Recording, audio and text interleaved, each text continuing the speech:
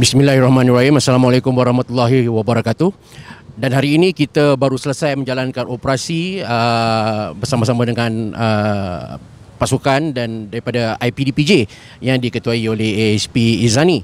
Baik, kalau tuan-tuan boleh lihat, ramai juga yang kena tangkap kerana melanggar perintah ini. Dan sebagai orang baru di Petaling Jaya, Tuan Izani, selama ni kita tahu Tuan Izani banyak terlibat dalam kes-kes narkotik, daripada Sabah, membawa ke Ceras dan sebagainya. Jadi kali ni nampaknya kena tangkap orang-orang yang orang kata bukanlah jenayah yang ya. Jadi bagaimana perasaan tuan? Dulu satu ketika serbu tangkap jenayah ganas apa semua. Ini kita tengok remaja apa semua. Apa pesan tuan? Pada saya ini personal lah. Kalau tanya saya secara peribadi, saya sebenarnya tak berapa suka nak menangkap, dan saya percaya ramai polis-polis lain pun tak berapa suka nak menangkap. Tapi memandangkan apa yang mereka buat ini merisikokan orang lain, merisikokan jangkitan dan sebagainya, kita terpaksa jalankan tugas kita. Tapi bagi saya, kalau kita nak tangkap, biar tangkap penjenayah yang betul-betul melakukan kesalahan. Jangan bazir masa. Jangan banyak. Banyak lagi kita boleh buat. Tapi iyalah, bagi nak mengekang penularan wabak ni, kita terpaksalah tangkap dia orang dan sebagainya. Sebab tu Tan Sri Ketua Polis Negara pun pada awalnya dia kata nasihat. Dan kita telah beri banyak pun nasihat pada dia orang ni. Please jangan dan sebagainya, duduklah di rumah dan sebagainya. Tapi iyalah, dalam satu ketika nasihat pun kita kena backup dengan satu pengawasan yang tegas, baru orang akan nampak. Dan hari ini terus terang saya cakap, kalau ikut kawasan Kampung Medan ni, kalau nak compare dengan minggu lepas, jauh beza. Sunyi sepi. Cukup sunyi. Indirectly jenayah pun turun. Jenayah di daerah PJ pun turun. Di tahap saya boleh katakan 50% kalau compare dengan sebelum PKP ni dilaksanakan. Okey, tuan. Menjawat satu jawatan di daerah yang tinggi kes jenayahnya, satu Malaysia tahu kalau siapa yang duduk PJ ni memang istilah dia pening lah. Tapi bila diberi amanah ini, tuan pula tak pernah jadi ketua polis daerah sebelum ni.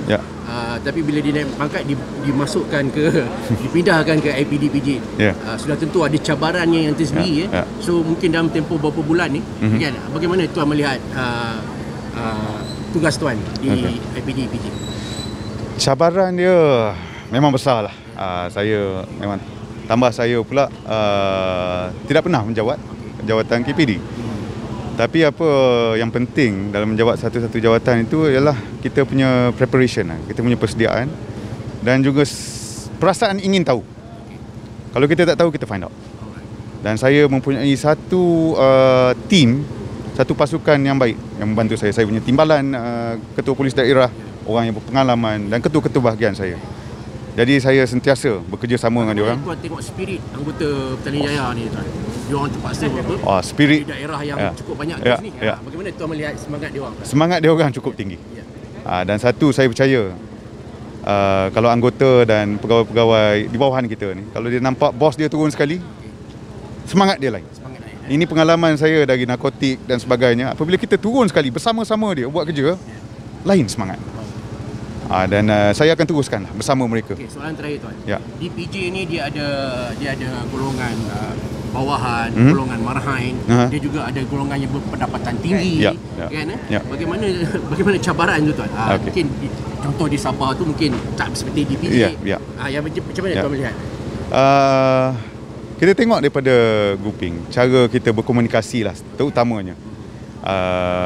Ada orang perlu cara komunikasi yang lebih detail, macam orang yang celik dan sebagainya dari segi undang-undang dan sebagainya. Kita perlu komunikasi dengan cara yang ni.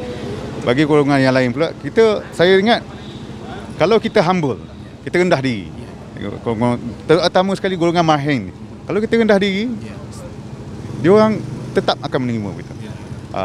Ini sifat biasa manusia lah. Kalau rendahkan diri, tak perlu kita nak tunjuk saya ni OCPD ke apa dan sebagainya. Rendah diri, jumpa, senyum dan bercakap dengan dia. InsyaAllah dia akan terima. Terima kasih banyak tuan. Ya, begitulah tadi tuan-tuan dan puan-puan, temu bual saya dengan Ketua Polis Daerah PJ iaitu ASP Izani. Teruskan bersama Malaysia Gazette untuk laporan terkini. Sekian, wabillahi taufiq wa hidayah. Wassalamualaikum warahmatullahi wabarakatuh. Bye.